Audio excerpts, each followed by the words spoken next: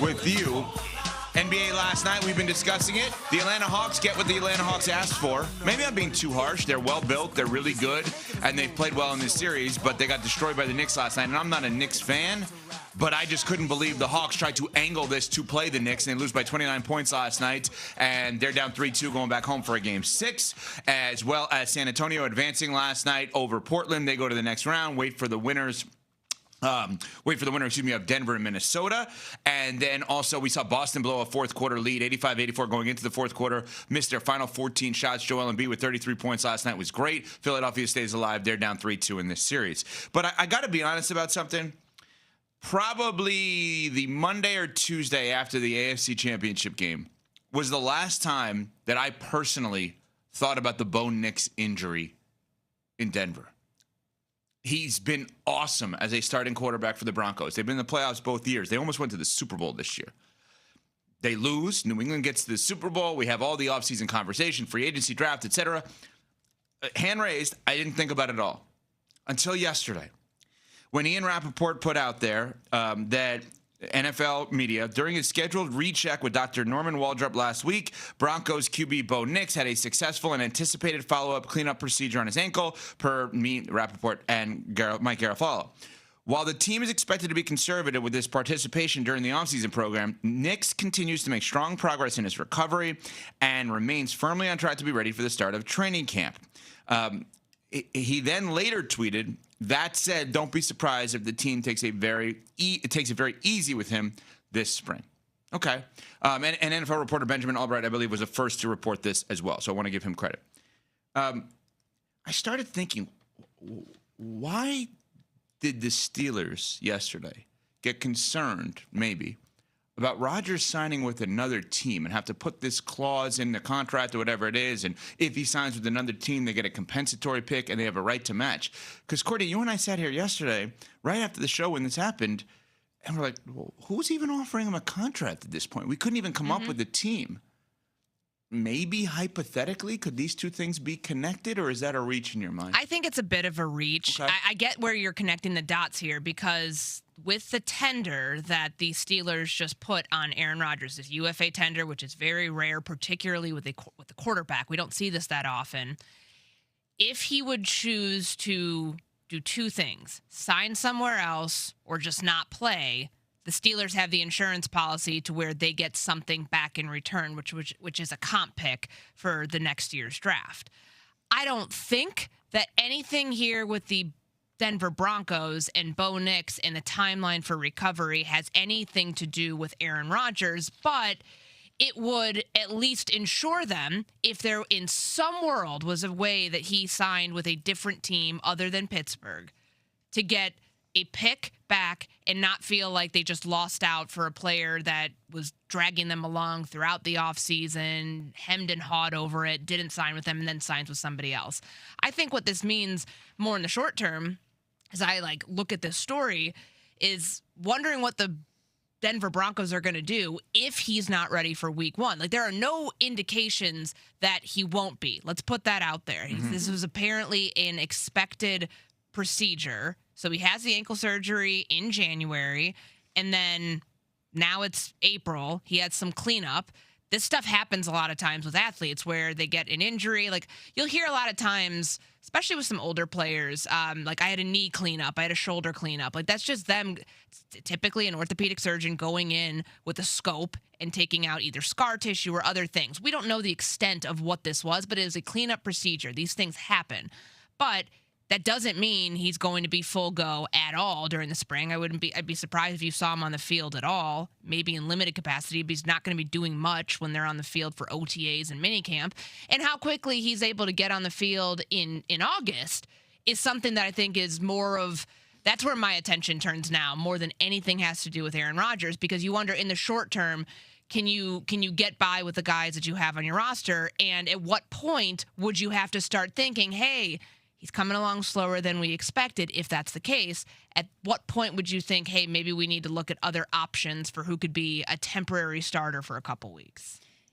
Yeah, my mind didn't initially go to Aaron Rodgers. I know that you were trying to look ahead and potentially connect the dots, but my mind didn't initially go forward. It went backwards. Okay. Because remember back at the end of January when there was a discrepancy in what Sean Payton was saying about the ankle and then what Bo Nix said about Sean Payton's comments about the ankle? Don't talk about my ankle. Yes. So to refresh everyone's memory, when Sean Payton was asked about Bo Nix's ankle injury, he said what was found was a condition that was predisposed. They always find a little more when they go in.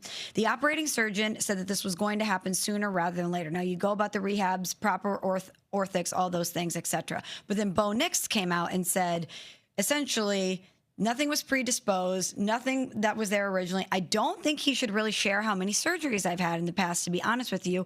He doesn't even really know that, but it's going to be good to get back to work. Nothing that really concerns me, nothing that scares me moving forward. It might not have scared Bo Nix, but did Sean Payton let us know back in January that this was something that was on their radar, that it could be a longer rehab process and that they are going to be really delicate with him? And even though this was an expected cleanup in the follow-up meetings that he had with his doctor, if they're going to treat him with a certain level of fragility moving forward, maybe they do have to look at other options. Yeah.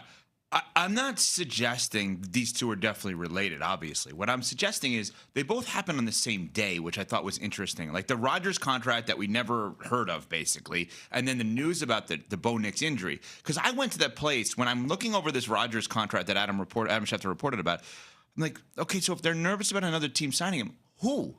What other team is signing him? We heard about Minnesota the last few years. Well, they signed Kyler Murray. Now, could they still sign Rodgers? Because they signed Kyler Murray for like $10 an hour, basically. You know, could they still sign Rodgers and say, sorry, J.J. McCarthy, we know you're not going to be the guy. We're just going to have these two guys compete and Carson Wentz is going to be the backup?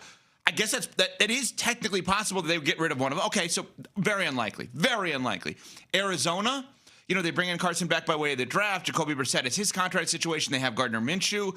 But then you have to ask the question, I know it's warm weather. Why would Rodgers want to go to Arizona over staying in Pittsburgh? He has a chance to actually win in Pittsburgh, not win at all, but he has no chance of winning in Arizona. So what is this? Because I keep coming back to all the Pittsburgh-Rodgers conversation. It's just the new contract part of this. It's just a cover for him as to why he's not there until he wants to be there. That's because I don't understand the other team part of it. Hey, we get a comp pick if he signs with another team. Who? Or if he doesn't play. Remember, like this is also to protect them if he decides, hey, I actually am not going to come back in 2026. But Courtney, at that point, and I'm glad you pointed that out because that's an excellent observation and add-on to this. Then we go back to Smalls' point.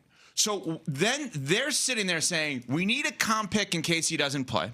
Mm-hmm. We need a comp pick in case, let's just use Denver as a tangible hypothetical, in case Bo Nix's injury is way worse than we thought and they're not convinced that Jarrett Stidham's the guy and they know this is a contender right now, let's go get Rodgers. But if we get screwed in that regard, at least we get a comp pick. Why are they doing this? Just go with Will Howard, go with Drew Aller, Mason Rudolph they seem to like. Just have the year where they're treading water and maybe they're 9-8. Or, maybe they finally have a losing season and put yourself in position, which you're going to be in anyway, to draft a quarterback next year. Why are they? The fact that I bring up a hypothetical that I don't believe is going to happen, that is not absurd about the idea of Rodgers to Denver.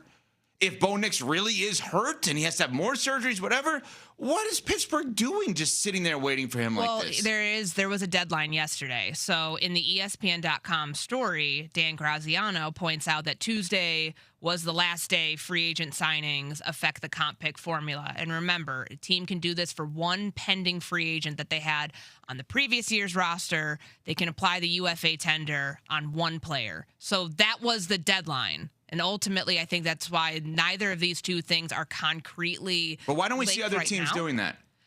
Because most times, at the quarterback position, you don't have a situation that plays out like this. When can you think in NFL history, sans Brett Favre in the Minnesota Vikings, what other time have we looked at a guy who has been a former MVP, a franchise quarterback, somebody that you expect to be your QB the following year, hemming and hawing over a decision now 2 years in a row of, am I going to play? Am I not going to play? Am I going to sign and just be normal? Or am I going to just drag this thing out?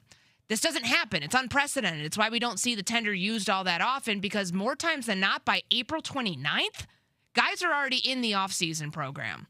And quarterbacks now playing later, he's 41 years old this season. Like, quarterbacks now have more to consider as the offseason timeline progresses. I don't know if this means we're going to see this much more often. Aaron Rodgers is playing by his own set of rules here, and the Pittsburgh Steelers last year decided to jump in that boat and play by his rules, and they're doing it apparently again here by putting the UFA tender on him. We just don't see it that often because other quarterbacks, other athletes don't handle this the way that he has in the NFL. Coming up, we know what the biggest story from the draft was. We've connected all the dots. But what happens from here? We'll get to that next. We're on Sportsmanlike, presented by Progressive Insurance.